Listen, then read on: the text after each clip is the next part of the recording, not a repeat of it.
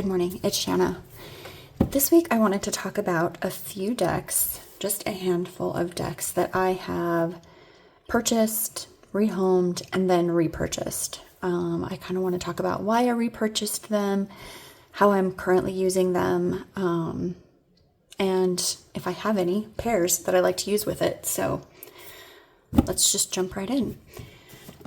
The first one is this one. I've heard two different ways to say its name. Tarot of Strange Antlers and Tarot of Strange Branches, maybe? Either way, I bought this one when it was first released. I mean, I don't know when it was released. Sometime soon after it was first released. It wasn't very popular, but obviously it had been mentioned at some point on YouTube because that's how I heard about it. I don't remember who I heard about it from. The cardstock is awful. It's matte, so it's really sticky. It's very thick. You cannot shuffle it. And I think, I know, that's the biggest reason why I rehomed it. I couldn't shuffle it, and at the time, that was just a deal breaker for me. So it was a hard decision because I really, really love the artwork. I think the other reason why I ultimately decided not to keep it was that it's in French, and it was over my head at the time because I wasn't familiar enough with tarot to recognize the images for what they were and read it without needing the titles in English. So ultimately I rehomed it, and I didn't really regret it necessarily, but then all of a sudden this one became somewhat popular. I want to say like last spring, like spring of 2024. I feel like a lot of people had it on their channel. Everyone was talking about it. It's a great spring deck. It kind of has that foggy, moody, spring color feel, I guess. And I just thought, you know what? I think I want that deck back. And I contemplated it. This was the next to last deck that I repurchased. I have another one here that I literally just got a few days ago. I don't use this deck a lot. Even now, I feel like it's one of those that has a job, but I don't know what it is yet. And I really enjoy the artwork. It is, it features predominantly younger figures, which is fine. I tend not to gravitate towards those so much anymore, but it doesn't really bother me in this deck. For whatever reason, it's not distracting to me. So I can't get over the artwork, and this is one that the artwork generally isn't one, again, style that I necessarily gravitate toward, but it just has that earthy green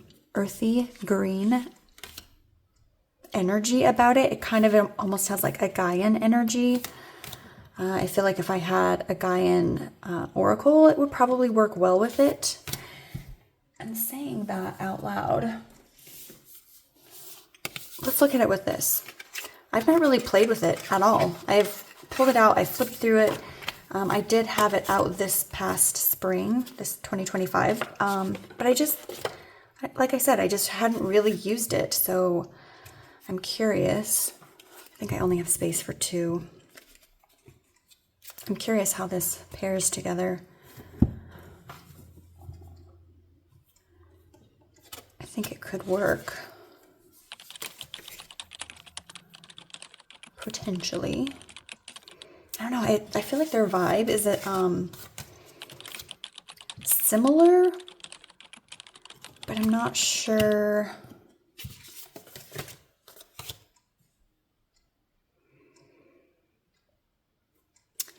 It's almost like their vibe is similar enough, but the artwork is kind of throwing me. This might be one that I would shuffle at the same time. When I pair decks, I generally like to shuffle one while the other one is sitting out, and then shuffle the other while that other one is sitting out. I like them to sort of be within each other's energy when I'm shuffling, if I intend to work with them together, sort of like as an introduction, I guess, like a, hey, we're going to work together kind of thing. So I think I will do that. Not right now, because that is a different video, I think, but I think these could work. But it's almost like throwing, you know, two people in the deep end, like that neither one of them know if the other can swim, like they're not really sure how to work together.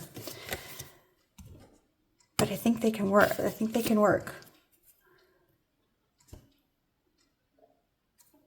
Stylistically, very different. I'm not sure if I was going simply on that I would pair them, but I feel like their energy is, it's speaking. It's sort of like they're kind of getting to know each other here. So that is the Tarot of the Strange Antlers. Hopefully YouTube doesn't ding me for any naked bottoms or anything. You know what? There is one other pair I want to look at with this deck really quick, because I just brought it into my collection this week. This is not a repurchase. This is a new one for me. This one I had vaguely been aware of, but really like the artwork. And when I saw Han featuring it on her channel, it was one of those that's sort of like one of those oldies but goodies. Like something about this artwork and the great big keywords and the title just kind of drew me in. And look at this, Gaia, which is interesting because I just pulled this out of the box. And somehow this one, I think the size is good together. That's giving me yes vibes. All right, let's look at the cards themselves. So we've got Three of Swords, crystals, and focus.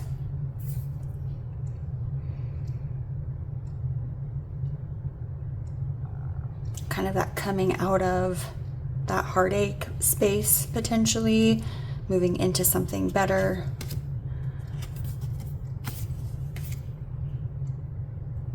What is this? Ace of Swords, rain and purification.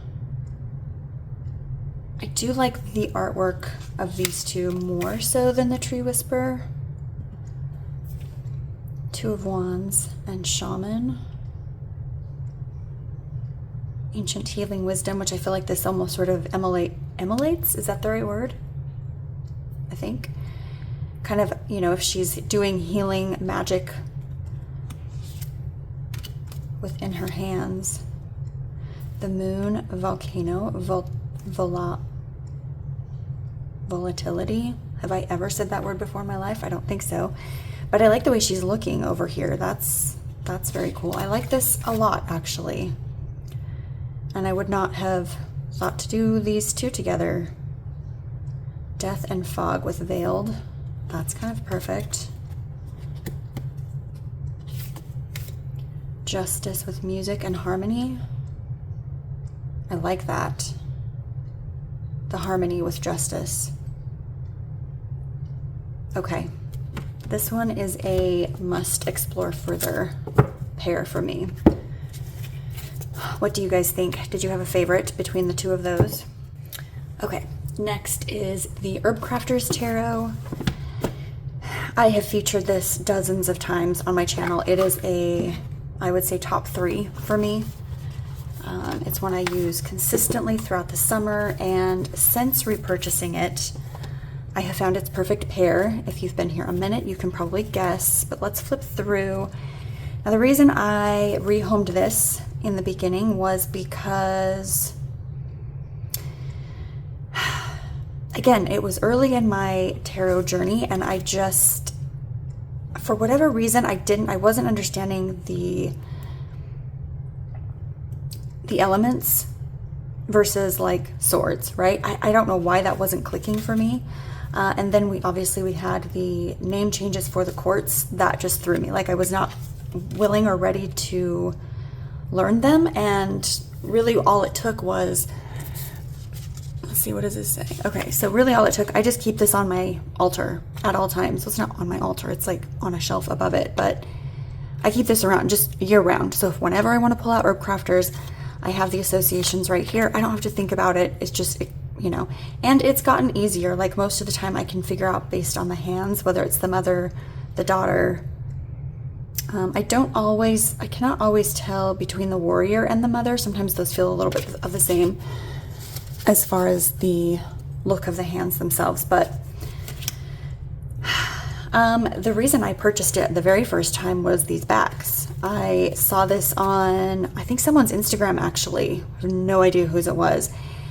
And I was like obsessed, instantly obsessed. So I don't even remember how I found the deck. I think this was before I realized people were naming the deck on their post, or if they weren't, or if they did post that, I didn't know that. So I basically said that twice. I'm going to slow down.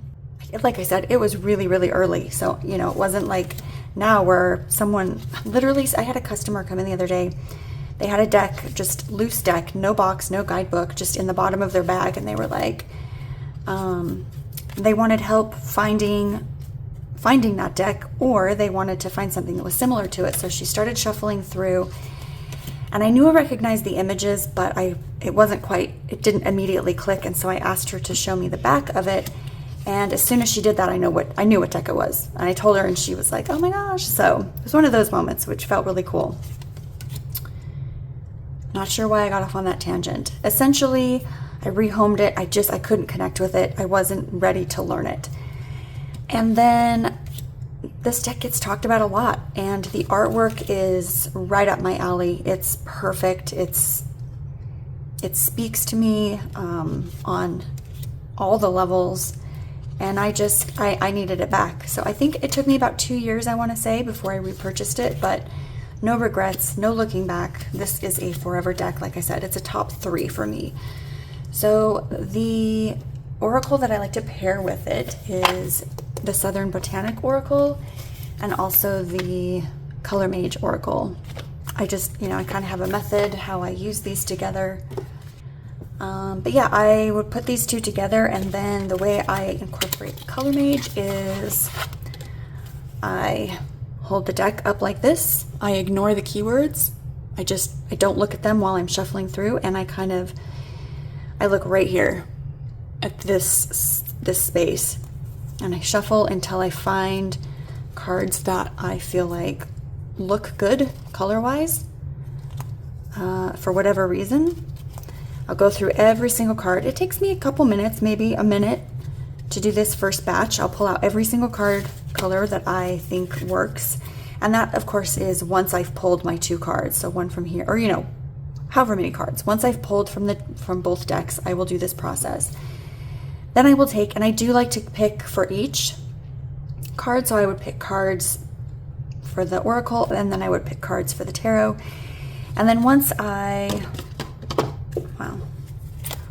I've chosen for each, then I take the cards I picked, and I pick it, and then I go through again. So of these, 10 cards that I've chosen, 10 colors, I would then go through and be like, okay, which one do I really think works? And I would pick one. And then I would do it the same for here. However many color cards I chose for this particular deck, I would go through, and I would decide which one felt like it energetically worked for that one at that particular time. So sometimes if I've got, if I eliminate all but 3, then I'll just go through it again. Is it this one? And again, I'm not even looking at the keywords. I'm just looking at, and it's this one. Now I look at the keywords, I work with them together. Usually I tuck the color underneath. It's just the way I do it, not for any particular reason. And that's how I read the cards. So these 3 decks are bonded pairs, a bonded triplet. I love using them together in that way, and can't really honestly imagine using them in any other way. But I won't continue flipping through. You guys have all seen it, I'm sure. And if you're new to tarot, I highly recommend going to look for a walkthrough. I don't have one, but I know there's dozens out there, surely. All right, next is Midnight Magic Tarot Deck of Mushrooms. This one I got rid of for the most vain reason, I guess. I don't know if that's maybe the word, but because it doesn't shuffle, or I didn't think it shuffled. I think really what the issue was when I first bought this was that my shuffling muscles weren't developed yet, because it's perfectly shuffleable. It's fine. It's great. Is it the best cardstock? No, not really. It's very cardboardy, but what a dumb reason to get rid of a deck that I really like, you know? Ha! Let's pretend that didn't happen. I won't edit that out, because why not? Just keep it. Wow. On a roll here. Anyway, I bought this originally just to have because I live in Oregon and, wow, that's my stomach. You know, mushrooms, that's a thing here in Oregon. It's what you do. You go mushroom hunting. People are all about it. They know the different names, and I don't, but I just think it's beautiful. And so after I got rid of it, it's funny. I went to an event, a tarot event, and I had a stack of decks that I knew there was going to be a trade table. So I took this one, and on the way there, the person who I was riding with was like, "Oh my gosh, you have that deck. Can I have it?" And I was like, "Yeah, I'm just going to dump it on this free table. So yeah, take it." And I almost immediately regretted it. Not because of the person, just letting it go in general. So it was one that I sort of kept in the back of my mind. I thought about it often, and as I've mentioned before, when I repurchased it, I repurchased it with the intent to use it on hikes with my husband during like the dark half of the year, the winter months. Again, because we live in Oregon, it's very temperate here.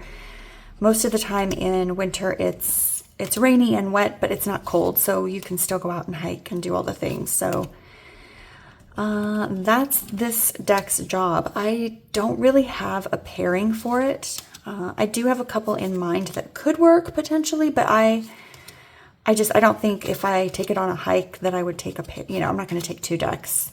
I want one deck in the backpack and leave it at that. And I think this is so perfect. And the guidebook is great. It tells you what the mushroom is and obviously the meaning of the card. So yes, I'm happy to have this one back in my collection. And honestly, this specific deck feels more mine than the first one did anyway. So yeah, for whatever reason, that other deck was meant to be someone else's. Here are the backs. Okay, next is the Sacred Destiny Oracle. This is probably the most dumb reason to rehome a deck. What is this schmutz?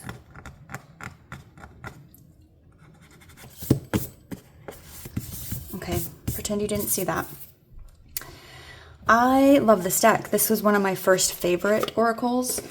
It just works well. I really enjoy the guidebook. Thoroughly enjoy the guidebook. It's a little bit chunky, girl, and there was no reason for me not to like it. However, I watched a video and someone said, basically they said, "Oh, well, of course, you know, this is, they also liked the deck, but they said, this is clip art. You know, this is free art that you can find on the internet," and it immediately ruined the deck. Like, I just thought, oh, it's not like this person's creative art. This is something they just found on the internet and then collaged with it. I don't want it. What a dumb reason. Again, it's another dumb reason to rehome a deck that I really liked.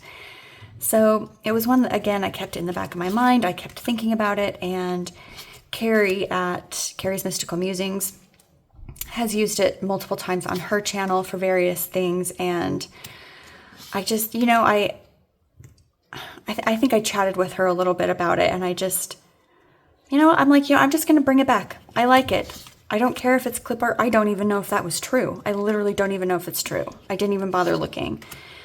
But I love the deck. I like the borders. I know a lot of people cut them off. I love them. I think they're kind of like a Polaroid. And that experience has taught me that I no longer watch videos about decks I own. Generally speaking, if it's a deep dive, I'll watch it. If it's a review or a walkthrough, I don't generally watch it because I don't want to know other people's opinions because I'm too influenced by it, which is such a silly thing, but I am. So if I own a deck, I will not be watching walkthroughs or unboxings, anything like that, where even if they love the deck, sometimes they'll be like, oh, this card reminds me of XYZ or whatever, and it forever changes the way I look at that card, for good or bad. So, you know, in a way, I appreciate that experience so that now I know. If someone's got, like for instance, the other day, someone had a video where they were going over multiple decks and one of them came up. It was one that I own, so I just fast forwarded through that part. I'm like, I didn't need to hear what their thoughts were on it. So I just love this one. The artwork's so pretty and soft, and I enjoy the keywords. Like I said, I really enjoy the guidebook. And yeah, it's just, it's a favorite. So, okay, last is Portraits of a Woman. Again, another dumb reason for rehoming a deck is that I felt a little bit, I don't even know the right word. It's not even that I can't think of the word. I'm not sure what word would be. However, when I watched Rose Honey Ritual, she posted a video not too long ago with this deck, and she said she felt silly for liking it. And I was like, yes, that's why I rehomed it. I felt silly for liking it, and I don't really know why, because it's a beautiful deck. It's not popular. I don't really ever see, I'm not sure I've ever seen it talked about other than on her channel. This was one I just happened to see one day and liked the artwork, so I snagged it. And for whatever reason, I felt silly or inauthentic, or like I was being judged, which I don't know if any of you have this experience where even if you're home alone, you feel like you're being watched or judged or perceived by an invisible audience. I don't know. It's a thing that I have ever since I was little. I don't know. It's weird, but yeah, I felt judged for liking it, so I rehomed it and regretted it ever since. And the funny thing is several months after rehoming it, before I watched Rose Honey Ritual, Meg, let's just say Meg, before I watched her video, I went to look for it because I was curious. I was like, wonder how much it is. Wonder if maybe I should buy it again. And I couldn't find it. Like, it wasn't available anywhere. And I was like, oh my gosh, it's out of print. And I was like, great. Now, if I want it, it's going to cost me, $80 plus. So I just thought, no, you're not going to spend that kind of money on an out of print deck that you've already rehomed. So I just kind of let it go at that point. But when Meg posted her video and she was talking about it, I popped in, and I love this card. It was on sale on Amazon for like $13. So I just hit buy immediately. It's a Lo Scarabeo deck. I love the artwork, and there's a tarot deck that is being reprinted right now by Llewellyn.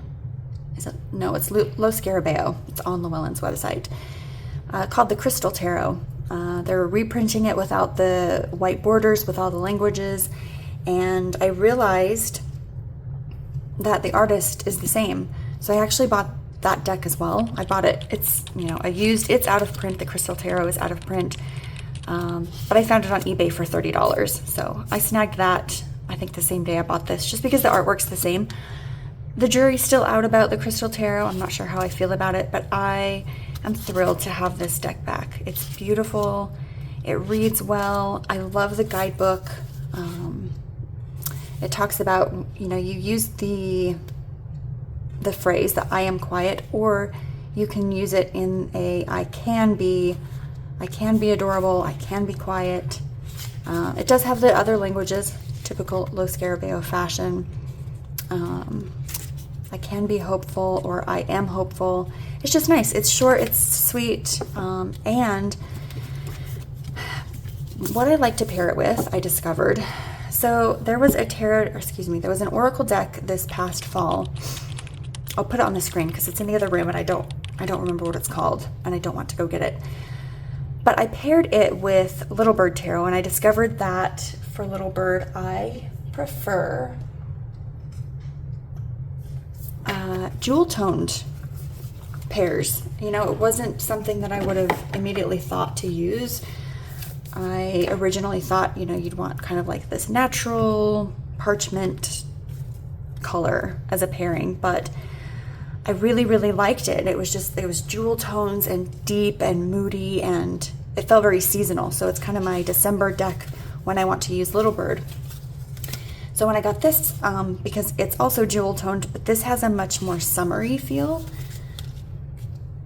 I was really excited to see that. Yes, I think they pair very well together. And now I have a pair for Little Bird Tarot because I'll be honest, I hadn't really found one that I liked other than I think it was called the Dream Song Oracle, if I remember right.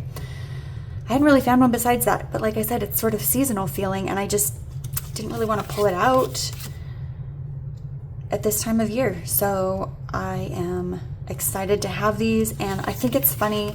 I just think it's ironic and interesting how things can move in and out of our collections, you know, based on whether or not we're ready for it. Like, I just wasn't ready for this deck. It didn't serve a purpose other than just liking it the first time around. So I mean, like, look at this color, like the little blue. I love finding color associations in my pairs. So this was thrilling. Like, even the yellows, like, I think that was part of the problem for me, is because this is less of like a parchment, like less of that tan kind of parchment and more of a yellow. It was really hard to sort of find a pair that worked. So with the jewel tones, I think it's quite perfect. And one of the things I really like about this oracle is that the figures are looking in a specific direction. And when I'm reading with, you know, a tarot on either side, I enjoy being able to interpret the message. I like incorporating the way they're facing into my message. So yeah, I'm thrilled. I'm so happy that I have this back. So really, I have Meg to thank for, you know, being honest about how she felt about a deck, because that pinpointed it for me, and I realized how silly that was for me. Look at this. It's just so, it's perfect. This is a bonded pair. I mean, I think Little Bird has two bonded pairs because of the winter deck, but this is so perfect. Okay, I'm going to stop gushing. And that's all I have. I just thought it was interesting, and it does help me be more intentional when I am rehoming decks. Like, I really have to ask myself, am I rehoming it because it's not working for me? Am I rehoming it because, just asking myself, why am I rehoming it? You know, and do I love it despite not working with it? Because if I love it despite not working with it, it's a pretty good sign that I should hold on to it, because it will more than likely find a job, find its purpose, and I'll wind up repurchasing it, which I'm really trying not to do. Like, this is sort of my last, I can't really think of any other decks that I've regretted or, you know, had second thoughts about rehoming. So it was a good experience. I'm glad I've rehomed them. I'm glad I have them back.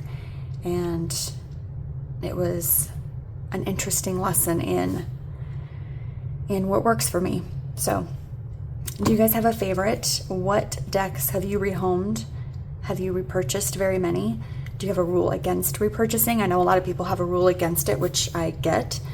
But yeah, let me know in the comments. I'm always curious about other people's like rehoming practices. So, all right, well, I have nothing left to say. So I will catch up with you guys next week.